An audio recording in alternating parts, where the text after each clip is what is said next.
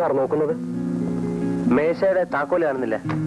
കാപ്പ് കുടിച്ചപ്പം വീട്ടിലെ dining table വെച്ചെന്ന് തോന്നുന്നു. ഞാൻ പോയി നോക്കിയിട്ട് വരാം.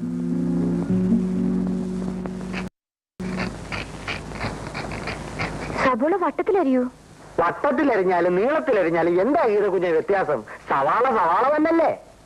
ഓരോ കറിക്കും ഓരോ രീതിയിലാണ് അരിയേണ്ടത്. അതാണ് അതിന്റെ ചിട്ട. ആഹാ, വട്ടത്തിലേക്ക് വട്ടത്തിൽ.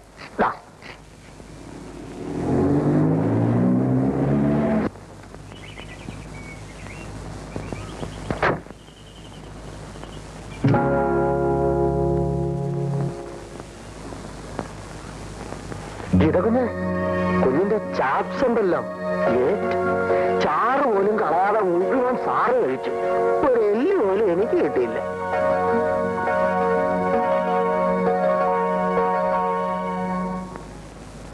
നിങ്ങള് കാരണം എന്റെ ജോലി പോകുന്ന തോന്നുന്നത്. അയ്യോ, അതെന്താ കുഞ്ഞേ? തനിക്ക് ചാപ്സും മൂളിയൊക്കെ ഉണ്ടാക്കി തന്നിട്ട് ഞാൻ ഓഫീസ് ചെന്നപ്പോ താമസിച്ചു പോയി. അന്ന് എന്നെ കൊണ്ട് ലീവ് എടുപ്പിച്ച് പറഞ്ഞു വിട്ടു. ഇന്നെന്താവും എന്തോ. കുഞ്ഞിനൊരു ദോഷവും വരില്ല. പാവപ്പെട്ട എന്റെ അമ്മയും സഹോദരിമാരും കുഞ്ഞിന് വേണ്ടി പ്രാർത്ഥിക്കും. ആ, വേഗാട്ടെ.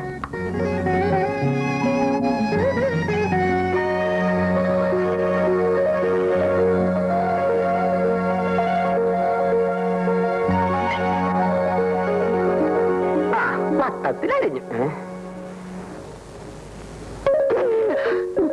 എന്റെ മഞ്ഞ് സാറേ,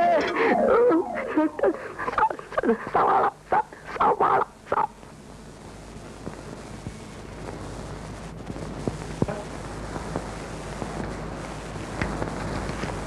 നിൽക്കൂ.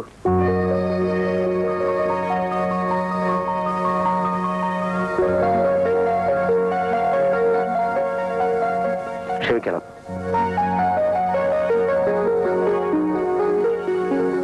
ക്ഷമിക്കില്ലേ? ഗീത ഉണ്ടാക്കി തന്ന സ്വാദുള്ള ഭക്ഷണവും കഴിച്ചുകൊണ്ട് ഞാൻ ഗീതയെ അധിക്ഷേപിച്ചു, ശകാരിച്ചു. ദുഃഖമുണ്ട്. ക്ഷമിക്കൂ.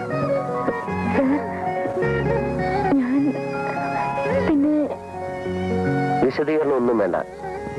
എല്ലാം മനസ്സിലായി. അല്പം താമസിച്ചാണെങ്കിലും.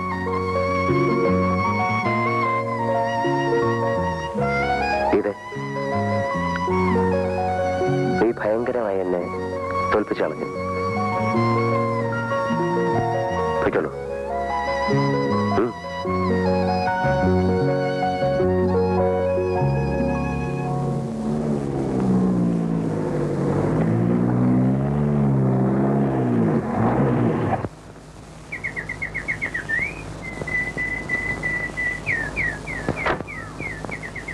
ഞാൻ പോകുന്നു സാർ.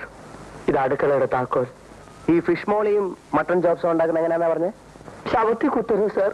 മടങ്ങി വന്ന മടലൊടിച്ചടിക്കുന്നത് ദൈവദോഷമാണ് സാർ. തന്നെ വിട്ടിയാക്കി അല്ലേ? തന്നെ അങ്ങനെ വെറുതെ വിടാൻ നിശ്ചയിച്ചിട്ടില്ല. അയ്യോ, എന്നെ പോലീസിൽ എത്തിക്കല്ലേ സാർ. ഒരു കുടുംബം വഴിയാകാരമായി പോകും സാർ. കേടാത്ത സാർ, അയ്യോ പറഞ്ഞു കൊടുത്തിരിക്കും മോളെ. അല്ലെങ്കിൽ പിന്നെ ആ സമയത്ത് കയറി വരേണ്ട കാര്യമുണ്ടോ? എങ്ങനെയായാലും എല്ലാ വിവരങ്ങളും സാർ അറിഞ്ഞു. സോണിന്റെ പണി പോയത് തന്നെ. നമ്മൾ ഒരാൾക്ക് ഒരു ഉപകാരം ചെയ്തിട്ട് അത് പ്രയോജനപ്പെടാതെ പോയല്ലോ മോളെ. അമ്മജി, അമ്മജി, ഗുരുവായൂരപ്പൻ രക്ഷിച്ചു. ഗീതകുഞ്ഞെ രക്ഷപ്പെട്ടു. പിടിച്ച് പോലീസിൽ എത്തിക്കുമെന്നാ ഞാൻ വിചാരിച്ചത്. എന്നിട്ടിപ്പോ എന്തുണ്ടായി? എന്തുണ്ടാകാൻ? വെക്കേഷൻ പാർട്ടി തിരിച്ചു വരുന്നവരെ സർവീസ് തുറന്നോളാം ഉത്തരവായി. കുഞ്ഞിന്റെ കറിയുടെ രക്ഷപ്പെട്ടെന്ന് പറമോനെ. എല്ലാ അമ്മച്ചിയുടെയും ഗീതക്കുഞ്ഞിന്റെയും സന്മനസ്സുകൊണ്ടാ. ഒരു സഹായം കൂടി ചെയ്തു തരണം. അത് ബുദ്ധിമുട്ടാകുമോ എന്ന് ചോദിച്ചുകൊണ്ട് ചെല്ലാനാണ് സാറിനെ വിട്ടിരിക്കുന്നത്. ഇനി എന്ത് സഹായമാ? പാചകം അറിഞ്ഞുകൂടാത്ത ഞാൻ വെറും ഒരു തീറ്റിപ്പണ്ടമായിട്ട് ഇനി അവിടെ കഴിയുന്നത് ശരിയാണോ? അതുകൊണ്ട് ഇന്നു മുതൽ ചോറ് മാത്രം ഞാൻ അവിടെ വയ്ക്കുന്നു. കറി ഇവിടെയും. ബുദ്ധിമുട്ടാകുമോ? ബുദ്ധിമുട്ടാകും. എന്ത് ബുദ്ധിമുട്ട്? നമ്മൾ ഏതായാലും ഇവിടെ കറി വെക്കുന്നില്ലേ? അക്കൂട്ടത്തിൽ ഒരല്പം കറി അങ്ങോട്ടും തരുന്നു. കൊണ്ടുവരണ്ട, ഞാൻ ഇങ്ങോട്ടൊന്ന് വാച്ചോണ്ട് വയ്ക്കോളാം. ബുദ്ധിമുട്ട് തീർന്നില്ലേ? വേണ്ട വേണ്ട, അതെല്ലാം ആവശ്യമില്ലാത്ത കാര്യങ്ങളാ. അതൊന്നും സാരമില്ല മോളെ. ഒന്നുമില്ലേലും നിന്റെ മേലുദ്യോഗസ്ഥനല്ലേ. പറഞ്ഞു വെച്ചിട്ട് പറ്റില്ല എന്ന് പറയുന്നത് ശരിയാണോ? എന്നാലും അത് വേണോ അപ്പച്ചി? അത് തെറ്റൊന്നുമില്ല മോളെ. നമുക്ക് അവരുമായി ബന്ധമൊന്നുമില്ലേലും അയൽക്കാരാ. കറി ഇവിടെ ഉണ്ടാക്കിക്കൊള്ളാമെന്ന് പറഞ്ഞേക്കും മോനെ. ഗുരുവായൂരപ്പാ, ആ കടമ്പയും കടന്നു കിട്ടി. മോളെ, വേഗം അടുക്കളയിലോട്ട് ചെല്ല്. ശരി അപ്പച്ചി.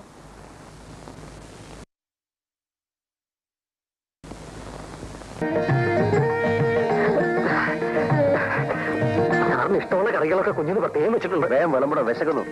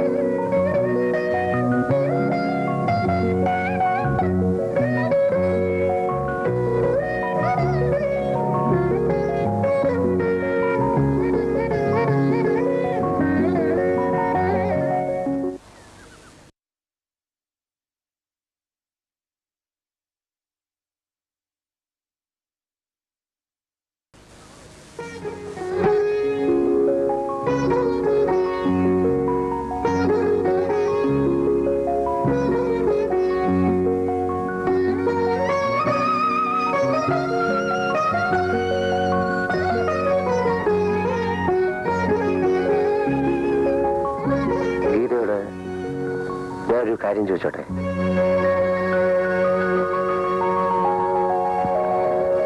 അറിയാതെ ആഹാരം ഉണ്ടാക്കി തന്നു ഇതുവരെ. ഇനി അങ്ങോട്ട് എല്ലാവരും അറിഞ്ഞുകൊണ്ടായിക്കൂടെ ജീവിതാവസാനം വരെ?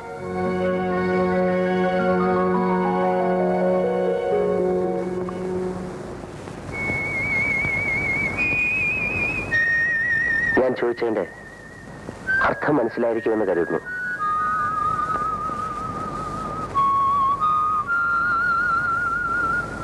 വിരോധമില്ലെങ്കിൽ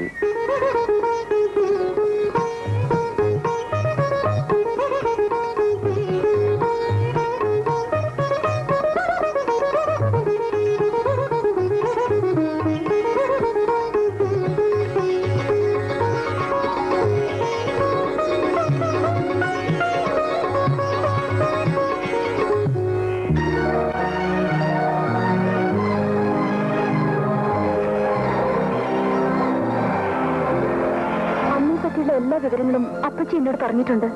നീ വിചാരിക്കുന്ന പോലല്ല ഗീത എന്റെ അമ്മ. അവർ സ്നേഹസമ്പന്നയാണ്. എന്നാലും ഈ ബന്ധം അമ്മ ഇഷ്ടപ്പെടുന്നു എന്നാണ് എന്റെ പേടി. ഒന്നും പേടിക്കണ്ട. അല്പം എടുത്തയാറ്റം ഉണ്ടെന്നല്ലാതെ അവരാരെയും നൊമ്പരപ്പെടുത്താറില്ല. ഞാനൊരു പാവപ്പെട്ട അധ്യാപകന്റെ മോളാണ്. നിങ്ങളെപ്പോലുള്ള പണവും പദവിയും നിങ്ങൾക്കില്ല. ആ നിലയ്ക്ക് നമ്മളുടെ ഈ ബന്ധം അമ്മ എതിർത്താലോ? എന്നെ വേദനിപ്പിക്കുന്നതൊന്നും അമ്മ ചെയ്യില്ല. എന്റെ കണ്ണൊന്ന് നിറഞ്ഞാൽ അവരാകെ അസ്വസ്ഥയാവും. പണ്ടൊരിക്കൽ എനിക്ക് ടൈഫോയിഡ് വന്നു. ആശുപത്രി പേവാർഡിൽ എല്ലാ സൗകര്യങ്ങളും ചെയ്തു കൊടുക്കാമെന്ന് ഡോക്ടർ പറഞ്ഞിട്ടും അമ്മ സമ്മതിച്ചില്ല. അമ്മ അവധിയെടുത്ത് രാപ്പകൽ എന്റെ കട്ടിലിനരികിലിരുന്ന് എന്നെ ശുശ്രൂഷിച്ചു.